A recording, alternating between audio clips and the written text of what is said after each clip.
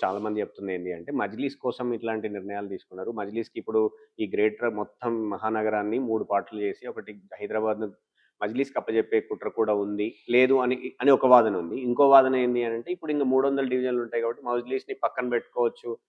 వాళ్ళ అవసరం లేకుండా కూడా గ్రేటర్ పీఠాన్ని చేజెక్కించుకోవచ్చు అనేది కూడా ఒక వాదన. దీన్ని మీరెట్లా చూస్తారు? బీజేపీ తరపున కావచ్చు, మీ పర్సనల్‌గా కావచ్చు. నేనేమంటున్నా అంటే, ఖచ్చితంగా ఏ ఒక్క పార్టీకి ఫుల్ మెజారిటీ రాదు. ఓకే. ఇంకొకటేందంటే, రాజకీయ పరంగా ఎంఐఎం పార్టీ ఏ రూలింగ్ పార్టీలు ఉంటదో వాళ్ళతోనుంటారు వాళ్ళు. వాళ్ళు ఓపెన్‌గా చెప్తారు. కారు మీది, స్టీరింగ్ మాది అంటారు.